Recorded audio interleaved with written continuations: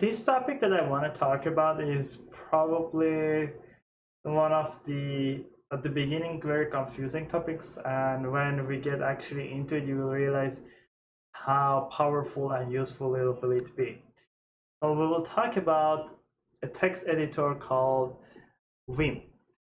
VIM is actually based on another text editor called VI. So VIM is actually improved VI. VIM is around like 25 years old. And it's very popular, believe it or not. It's text-based, but it's very popular among developers. Um, the main reason that it's very popular is because when you get used to it, when you learn the commands, you realize that like you can go all day without even using your mouse anymore, because sorry, you can stay at your computer and do everything just by typing. There is no need for mouse anymore. You can do everything much faster. So we will go through why Vim first of all. Like, why would we want to use such an old text editor that is just a text? Why not just use the fancy text editors that we have for everyday use? So the simple solution is like, first of all, the text is faster. To be honest, like when you learn to type, just type and not use your mouse, you realize the time that you have to take your hand from the keyboard and go to the mouse and click on the icons is the wasted time. If you can do everything with the hand and not take your hand off, it will save you a lot of time. The second thing is, most of the time you will end up to actually connecting to the remote server. So connected to the remote server means there is no graphical interface anymore. So if there is no graphical interface anymore, you have to use simple text editors like Vim to be able to get your job done. So if you know how to use Vim in your local environment, even connected to a remote server will give you the same idea. You will be able to easily navigate through things. So actually, let me show you. So this is the Vim right now in my system. So everything normal. I can just start typing, right? Nothing is out of ordinary. And oh, by the way, the way that to close Vim, this is actually one of the most asked questions, I would say, in the Stack Overflow, because once you get it in, if you don't know how to get out, it might be very confusing. So the way to get out is always hit escape, then colon, Q, and exclamation mark. It always exits. Now to just show you what happens if you are connected to remote server, I'm gonna connect to my remote server. So SSH root. Now I'm actually in my remote server. I'm not in my computer anymore. So, but still I can say Vim. Voila! Like as you see, it's exactly the same environment. Nothing changed. So the things that I could use over there, I can use in here too. So if I get comfortable with the way that I'm using the Vim in my local environment, then it will be much easier to use it in my remote environment as well. So let me actually open Vim again. So as you see, Vim is using some sort of like coloring here, which is very interesting. Like, bring it back. So these are different colors. Vim is able to actually use different colors to make things like stand out or different. So the way that it's doing it is with the help of ANSI code. So let's say I'm actually getting this from the text, and as you see, it just prints like a kind of like a bluish background for me. I can just change the number, and as you see now it's different number. I can even go through it and have different colors. So you see, like, it will give you different colors. That's how, like, this ANSI code in the shell, like, make sure that you have different coloring kind of in the shell. That's how a VIM is be able to, and like with this ANSI code, like moving your cursor around or using different colors. Okay, now before we get into the VIM, if you use any versions of Linux, you most probably do have VIM. I do believe VIM is also available on the Mac OS, and if you use Ubuntu on Windows, you can use VIM as well. So you do have it. If you do not have it, there is a code that you can go through and you will see how to get the VIM. Okay, now let's go back to our folder that I created, and let's open the sample.txt file. Wait, I don't want, oh, I didn't do the clean. So this is the VIM that is opening. There are a couple of things that I want to show you before you start doing anything. So in order to get out again, you have to hit escape and then colon Q and exclamation. This will make sure that you like in mostly any condition you will get out of the VIM if you get stuck. If you want to save your work in the VIM, you hit escape, colon and W. This will save your work. Now, if you want to save your work and exit, you type WQ and you can save your work and exit the VIM. There's a shortcut for that, which is X. So you can just colon X and it will save your work and exit if you don't want to type W and Q. Now, if you open the VIM without the file name, let's do it. And now let's actually start typing. So there is two modes in VIM. One is edit mode and one is command mode. So right now I am in the command mode because I can hit colon and start typing. As you see, at the beginning it starts typing it. Nothing in the file is changing.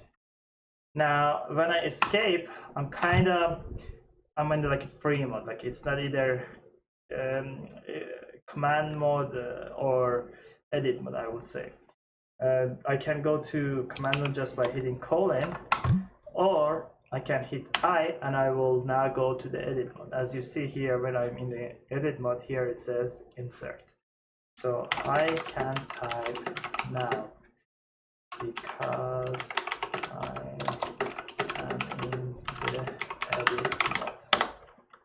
Now I can hit escape again, and now I am not in the insert mode anymore.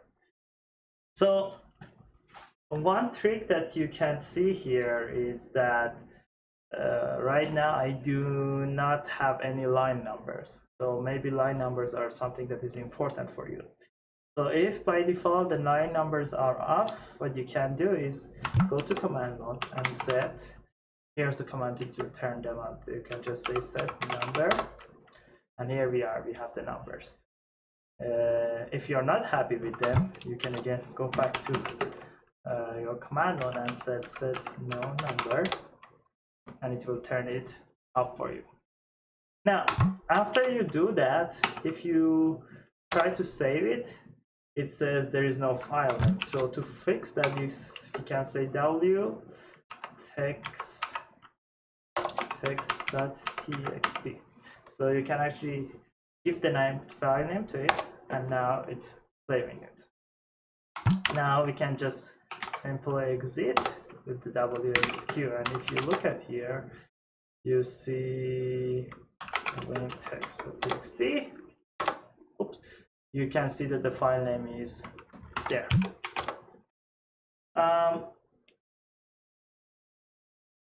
These are the, I would say, the start of the Vim. But Vim is actually very powerful in terms of editing.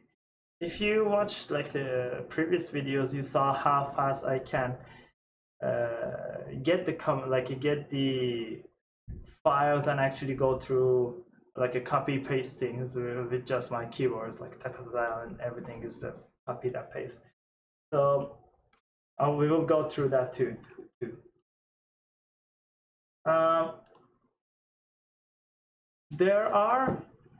If you look at the the PDF for this course, I do provide lots of comments for you. But in the video, I will go through the subset of comments. I don't plan to go through all the commands because there are a lot, simply. But I will try to show you the tricks that you can use to actually be a very fast Vim editor. So you can go around with Vim with your just like up and down and D, up and down like in your like arrow keys, or the best way is to go with the H, J, K, and L. So those are the better keywords in my view if you want to be like a professional or like a hardcore Vim user. One of the, like, let's say the other thing that I would like to talk about is beginning and the end of the file. So sometimes, let me see if I have any, sometimes you will end up having like a very large file. And when you have a very large file and you want to see the end of it, it's generally speaking, you have to scroll a lot to get to the end. So the easy way to get to the end is just hit capital G. So let me see if I have any. I doubt that I have anything that is very large. Maybe that yarn. Let me see. I believe it's a folder, but let's see. Yeah, it's a folder. Let me see what. These are not a good options. Let's go to dot yarn. I'm pretty sure that I can find something here that is. Oops, not okay. How about yarn? cd.yarn. What is yarn rc? Let me see that yarn rc. No, this is not a good file either. I don't think I have a lot of stuff in my Vim rc. Let's see. I actually do, but it's not bad. Okay, so let's say you have this Vim rc file. Oh, by the way, before, like, I opened this file by accident, but this Vim rc file that I just opened is the reason behind all the customization that I have in my Vim. you can install plugins or you can customize your Vim for yourself, and the way to do it is through this Vim RC file. I'm not going to talk about this Vim RC file, but like know that if you want to add plugins or you want to add more customization to Vim, this is the place to go. Now I'm going to open it, and this is my Vim. And as you see, there is a lot of things going on. So I hit Shift G, and voila. Now I am at the end of my file without doing anything. So it's going to be very useful to traverse. Like I can go at the beginning by just GG or Shift G to go to the end. Now, let me actually set the number here, set number. So it's almost around like 320 lines. Sometimes if especially when you are if your program is running and your program throws an error, you will see that it says, oh, there is an error, for instance, in line 200. So the way to go to the line 200 very fast is you will be in the command mode and then you type 200 and voila, we are at line 200. This is the way that you can go to a specific file very fast. Simply you just hit colon and then the line number and you will jump to that specific line.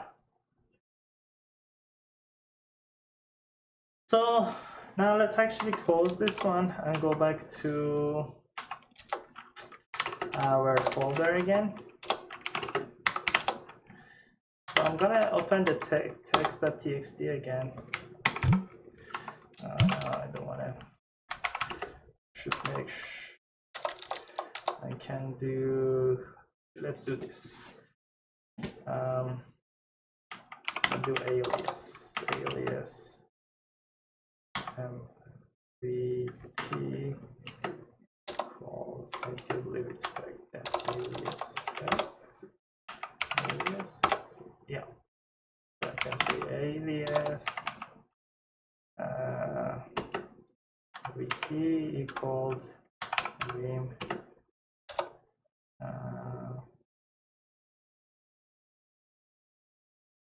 can do something like this. I believe vim equals clean slash clean.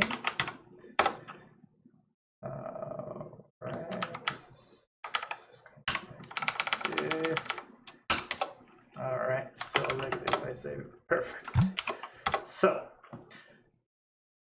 I don't know if I talked about aliases or not, but this is a very good use case for that. So as you see, I always had to type vim clean to get my actual Vim to load without any plugins. So instead of typing that every time, what I did for now is just I write alias to see first of all my aliases, and then I type like alias vim equals vim clean. This way I will make sure that when I type vim, it's actually bringing up vim clean instead, like it just replaced it for me. And again, because basically I did not save it in my, I didn't export it, I didn't save it in my like a bash, the file that keeps the aliases is bash aliases file. So what happens is, like, after I close this terminal window, it's not going to be saved. So after that, like after, if I, for instance, right now, if I do vim, I will see clean vim because it's running with the alias. Now, if I close my terminal and open it again, if I type vim, it brings my actual whole thing, like full-blown plugin for me, as you see here. So let's actually bring the alias back. So this way we make sure that we don't need to type clean anymore. And let's go to our folder again. So let's do an ls. Let's look at the text. Okay. So we will go through like copying, searching, and deleting stuff in this section.